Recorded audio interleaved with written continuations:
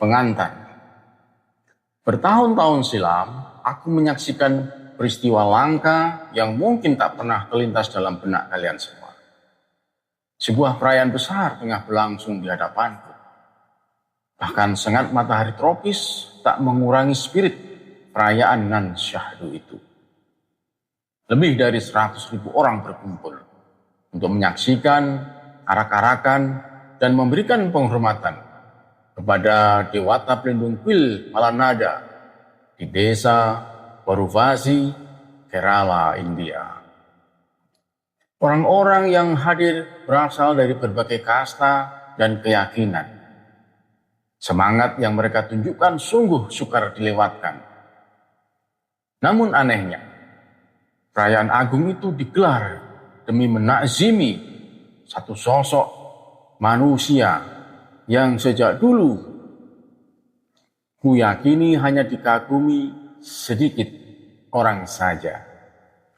Sang dewata di kuil itu adalah penjahat yang paling dicaci sepanjang masa, Duryudana. Menurut keterangan para pemujanya, perayaan itu sudah berlangsung berabad-abad sejak kisah Mahabharata ada. Ada kisah memukau yang berhubungan dengan kuil tersebut. Duryudana datang ke desa itu untuk mencari Pandawa yang tengah diasingkan. Karena kehausan, dia meminta air kepada seorang wanita. Langsung saja wanita itu memberikan tuak yang dibawanya.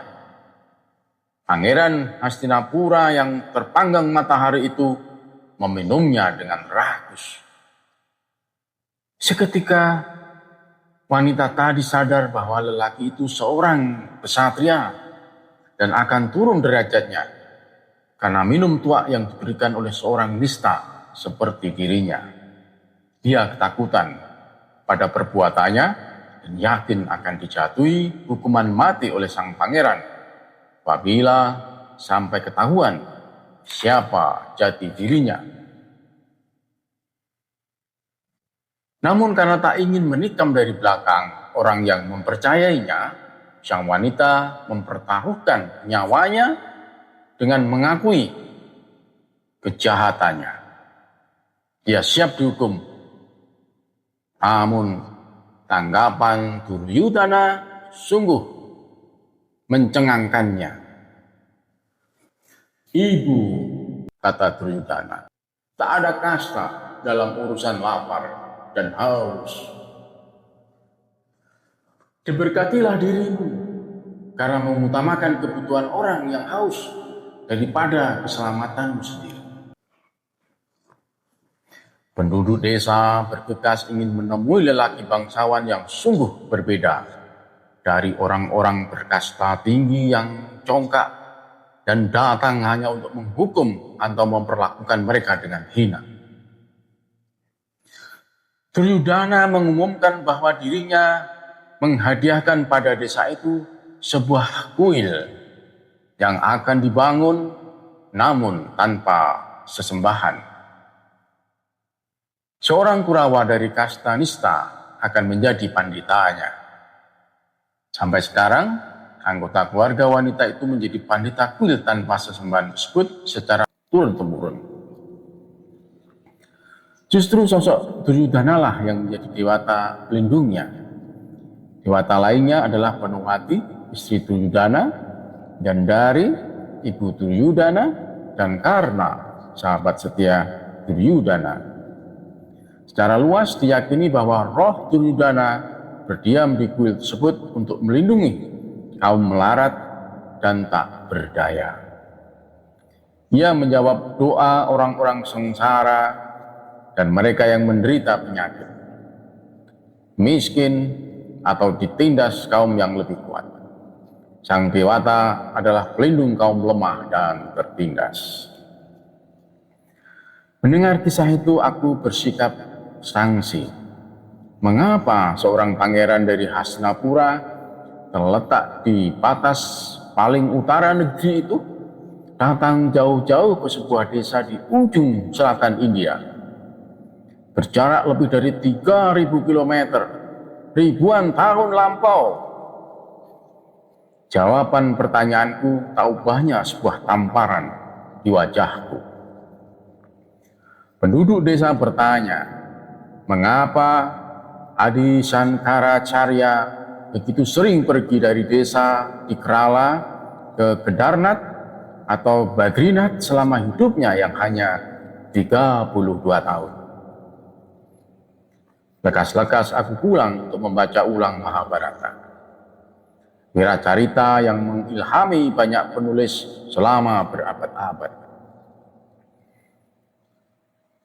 Begitu ku pandangi Pangeran Kurawa itu dari kacamata para penduduk Pauruvazi, muncullah gambaran Duryudana yang berbeda.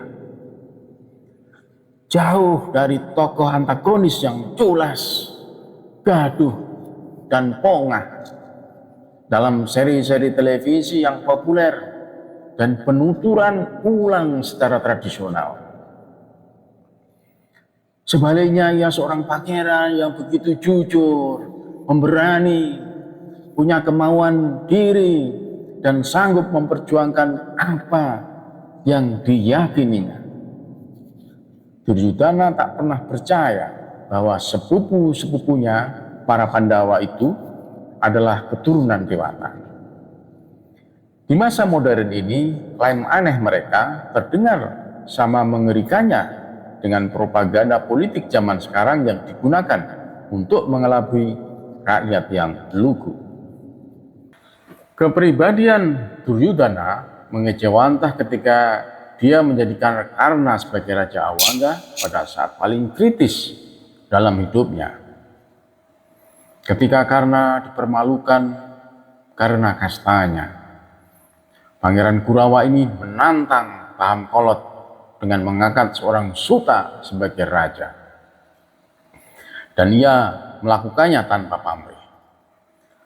Perlakuannya terhadap Ekalaya, penolakannya untuk bertarung demi Sembadra, keberaniannya melawan Pandawa, dan keyakinannya yang kokoh pada teman-temannya menjadikannya pantas sebagai pahlawan dan bukan penjahat nan keji.